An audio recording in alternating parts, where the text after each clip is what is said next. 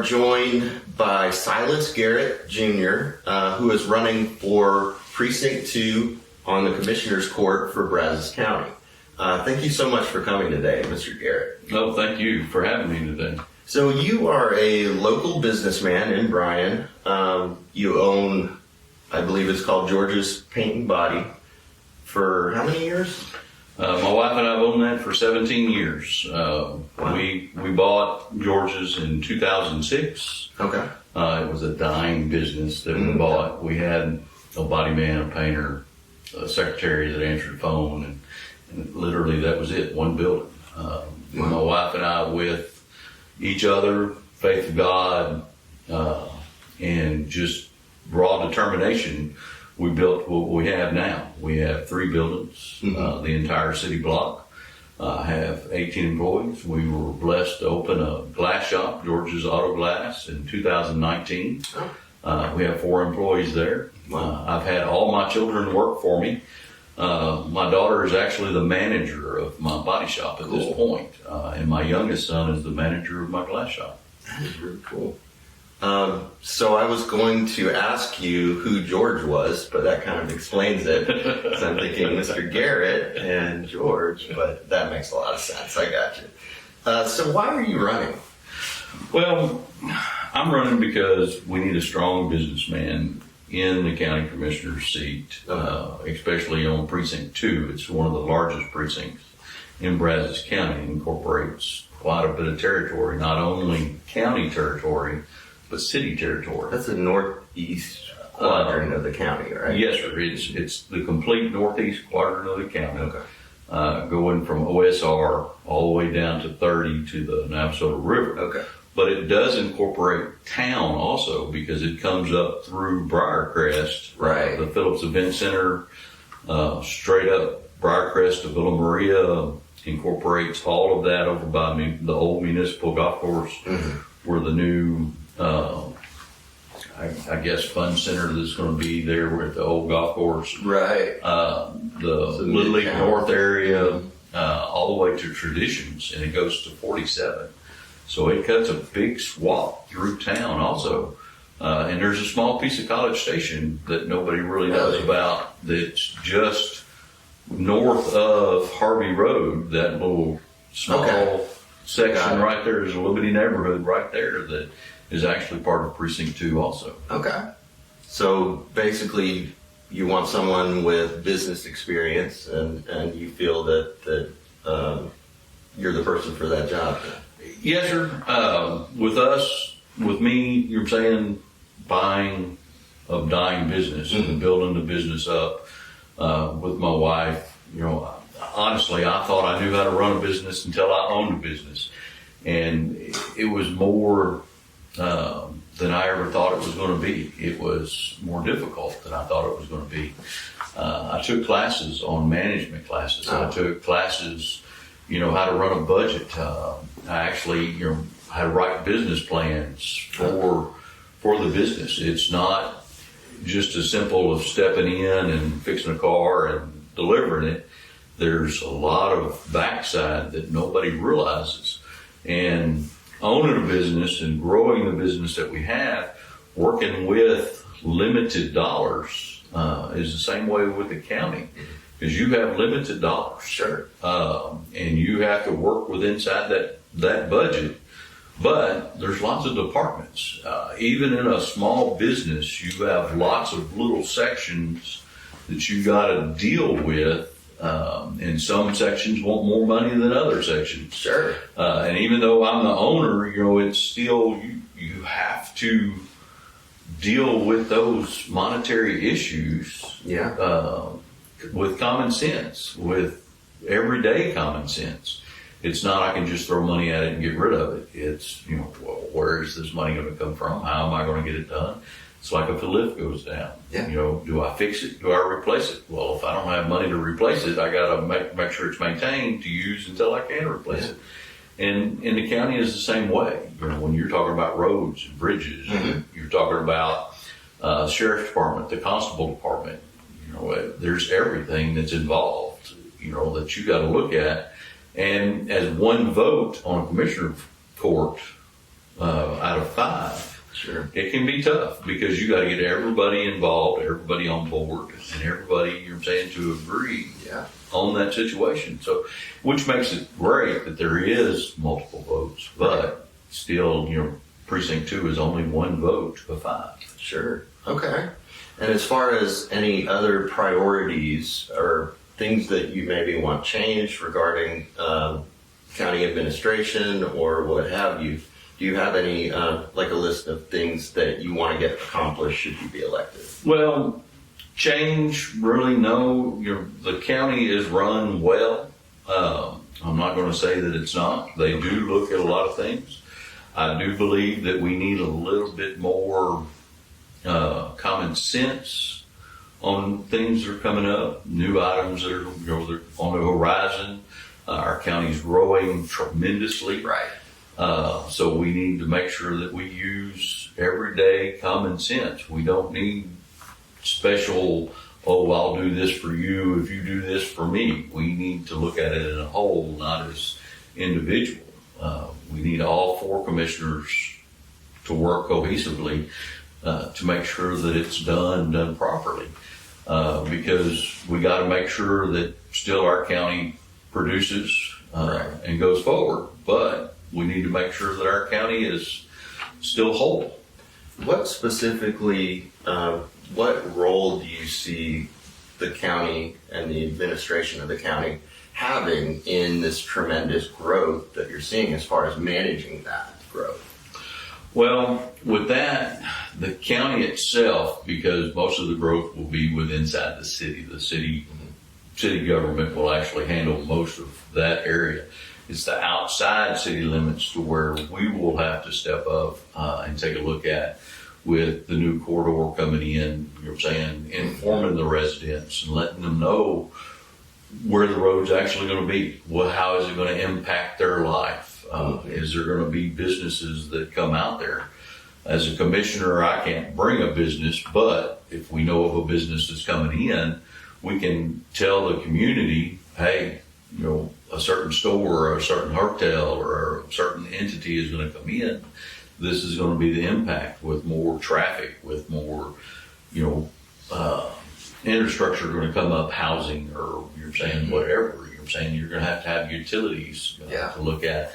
There's a lot of things that we can do, and as a commissioner, we should be the interim between the public and the county and city, working with all the entities. So the county is known, if you compare it to the cities, when it comes to things like land use regulations and any regulations, it's kind of known as not having nearly the amount of regulations. Being that Habitat for Humanity, where we work, is a home builder, we've gotten to see that at least one time when we built outside of the city limits.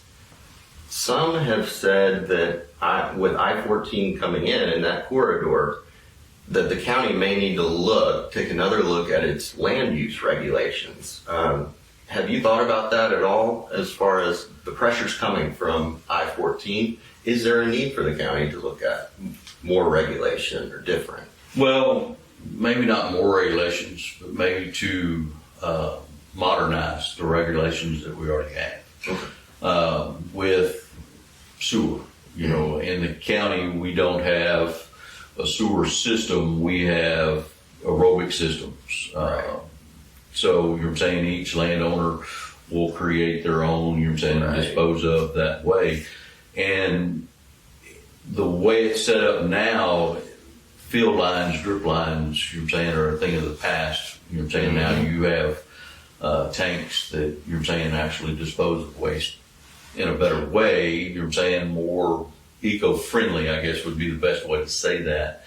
But to modernize what we already have existing, take a look at it. And take a look at it in real life versus, somebody's pipe dream. You don't want them to come out there and tell you that you got to have light switches that are motion detected. You don't want that kind of regulation because that's too strict and too strenuous. You want them to go out just to make sure that the house is safe, that the land that you build on, the slab that you put it on, isn't going to move because our soil, if you've lived here forever, our soil moves. And, Right. You want to make sure that whatever we do build is going to be there for the longevity versus a short period of time.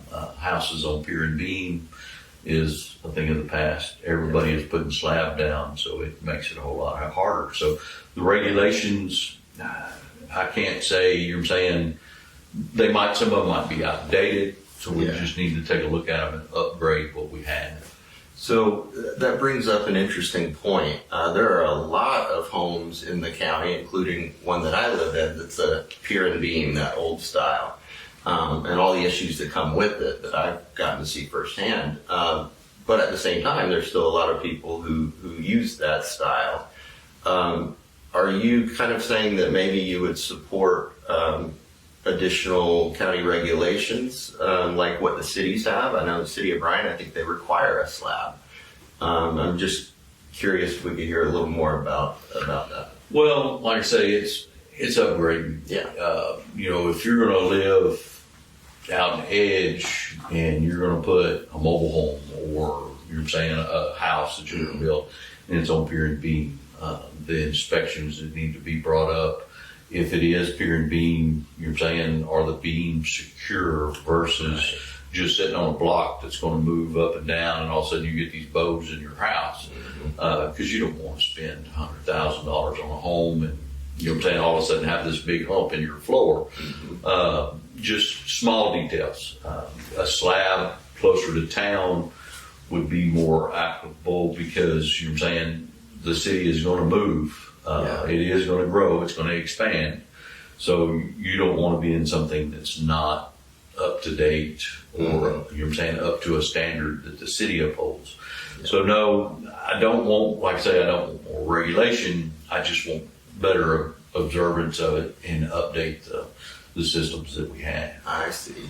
So as the county grows and the cities grow into the county, do you see there being a increased need for things like more affordable housing, styles of housing that outside or on the edge, as you were saying, of these cities, that's maybe a little different than what we've seen before?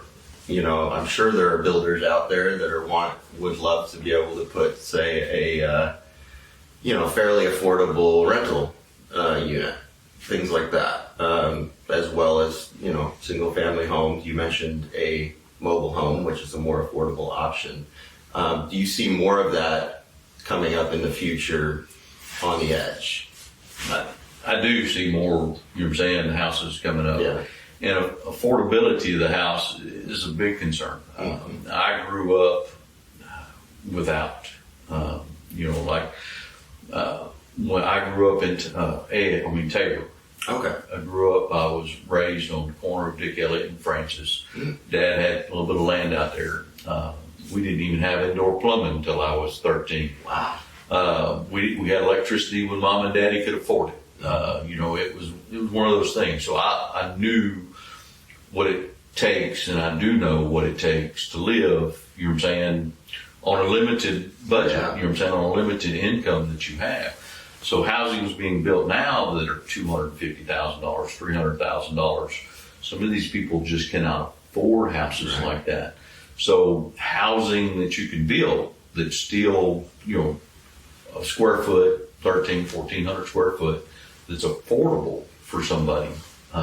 And if it has to be on pier and beam, further out in the country or on a slab, closer to town, we need them to be able to be built to where people can get them, move into them economically. Because not everybody makes $100,000 a year. Sure. It's people, in our community, there's a lot of us that, look at, can we go out to eat? Can we go to the movies? Can we do this? And they're looking at the housing the same way. My youngest son is looking at buying a house now, to build a house. And it's difficult. He's looking at not only cost of house, but you got cost of taxes. You got insurance. You got everything that goes along with it. Is there infrastructure coming out to the house? Is there city sewer, or some form of sewer? What type of water, that you're going to use? Is it city water, or Wixon water, or Weldon water? There's a lot of aspects that people have to look at. It's not just the home. It's everything that goes around the home with it. What kind of septic are you going to have? Is it going to be city septic, or is it going to be aerobic? Or how are you going to maintain and do all this? And with taxes in the area, we have strenuous taxes in the area, and I can't say that they're ever going to go drop down low. I believe we need to maintain the taxes, that we have, or decrease just a little bit, because property values keep going up. Well, that means that's a tax increase, and people, have to weigh that out with their mortgage, right?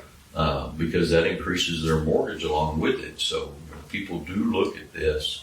And when people say, "Oh, well, I helped lower taxes," and their taxes went up, it's kind of an oxymoron, statement.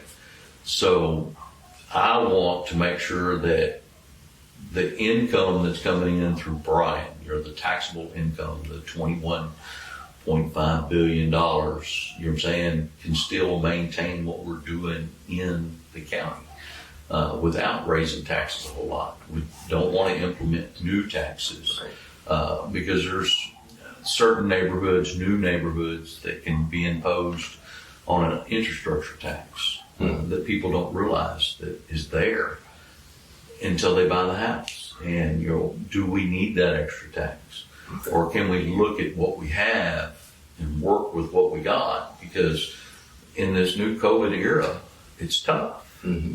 It's tough on everyone, not just a select few. On everyone, it's tough because we don't know if we got to wear masks. We don't know if we can go to work. We don't know if we can do this, because it just kind of heals around. Well, I believe we can, as a commissioner, I can look at the budgetary issues through all the departments and go, okay, is this necessary? Is this a pipe dream? Is this or whatever? And I want to make sure that our county can still afford what we got. We don't want to lose people. We want, to gain people in the area. Because the more people that move in, the more tax revenue we get, the more budgetary stuff we can do. That's a really good point. And from my perspective, it seems like in some ways the county is going the way of Travis County, where you've got the less well-off people trying to buy a house. I mean, I'm hearing a lot of people looking at Caldwell, looking at places like that, even though they work and live right now in Brazos County, just because the appraisals are so high. So, that's a really tough kind of situation. Let's switch gears for a minute with the time we have left. And I noticed something interesting that I was hoping you could expound upon on your campaign website. You say that one of your experiences is advocacy at the state and local level, or city level, I believe it says. Can you talk a little more about that as far as your advocacy efforts, and what were you getting at with that statement?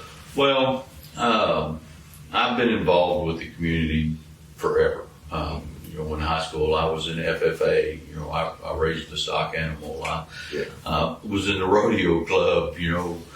But as I got older, I've become involved with Little League, Bryan North here. I was a coach for 23 years. I was actually president for 4 or 5. So I don't know how long I was president, but I deal with it.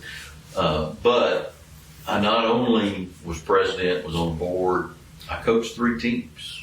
I coached all 3 of my children, and I made time for them. So I'm an advocacy for the youth in Brazos County. I want to make sure that the youth has something to do.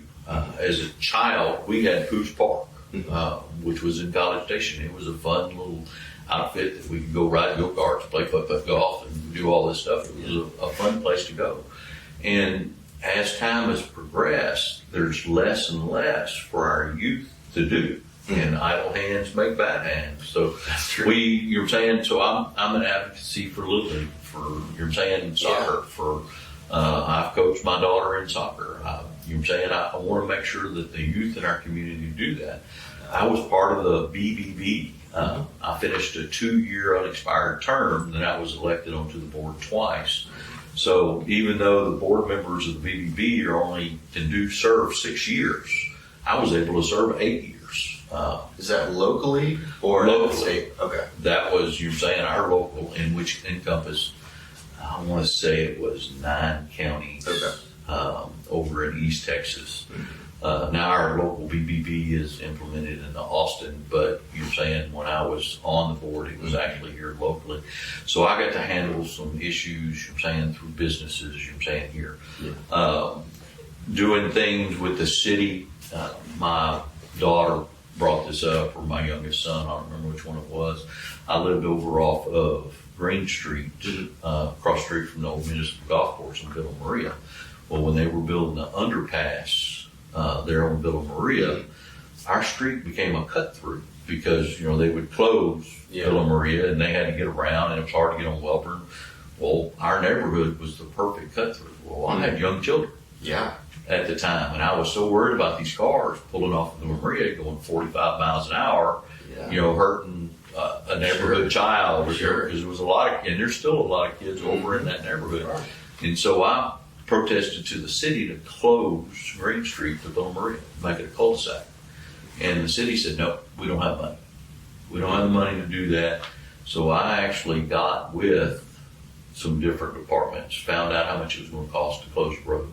At the time, it was going to cost about $20,000. The city told me, no, we don't have money to do that. We can't impose that. That's a pipe dream.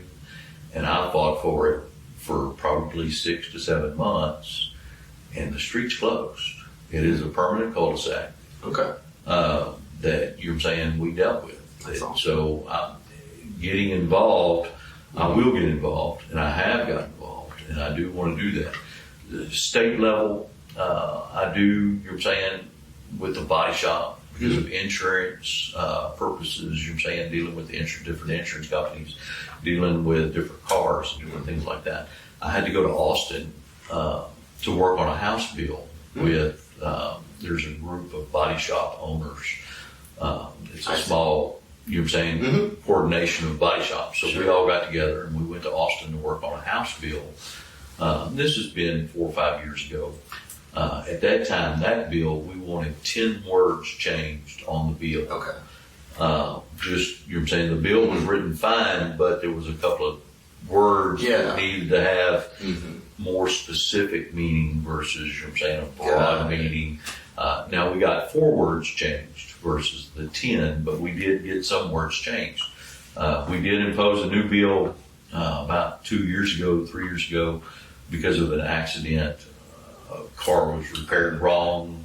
It got in another wreck and it killed everybody in the car. And it was a Honda. It was kind of big news up in Dallas. And so we actually got together again to help impose that the car, there's procedures that the manufacturers put out that the body shops need to follow, and not just, have an insurance company tell us, no, do this. Where we know we were the professional and they were just kind of the advisory on it, and we needed to tell them this is the way it needed to be fixed. So we brought up another House bill, which is still under consideration. Moving bills through the state is hard. It's not a very quick process. It's a really, really slow process. So I haven't got to go back to Austin in the past year or so. But going to Austin was really, eye-opening experience. I got to talk to John Rainey in his office about all this. And Great. It was fun to do. So. That's cool. Well, I'm sorry, we're just about out of time, but if you could just quickly give the voters how they can get in touch with you, learn more about your campaign, or help your campaign. Well, you can go to my website, Vote Silas Garrett. On there, my phone number is 979-324-6455. I've had this number for a long time. Certainly call me. You can email me at that Vote Silas Garrett. I would love to hear from people. I have already gotten some emails on that to do that. I'm a local businessman that wants to do good for his county. I'm not a politician. I don't talk like a politician, and I definitely don't look like a politician. I'm just a regular guy that wants to serve his community and his county. I would love to support donations. I'm saying I'm on a budget with my campaign. I don't have funds that like some other candidates. I'm saying I'm working with what I got and what I can collect, and that I'm trying to get the word out the best I can to my ability. I'm enjoying this. This is new. I've never ran for office, so this has made me really nervous. So I kind of stutter a little bit, but I'm having a good time. This has been fun, and I want the people to realize we need somebody that's just like them in office, somebody that they can talk to as a friend versus as a politician. Yeah. I'm a guy that people come to my shop, and tell me, express concerns, and I talk to other people, to help fix their concerns. I may not know every answer, and if I don't know the answer, I'll let you know I don't know the answer, and I'll get back with you. I'll find out, and I'll get back with you. That's the honor of a godly man, and that's what I want. That's what I've been for many, many years, and that's what I'm going to be forever. People ask me if I'm going to change if I get elected. No, I'm going to be the exact same man that I am today that I will be tomorrow. So That's awesome. Well, it's been fun today. Again, this is Silas Garrett Jr., who's running for Precinct 2 of the, I almost said City Council, the County Commissioners Court. It's been fun. no, thank you very much.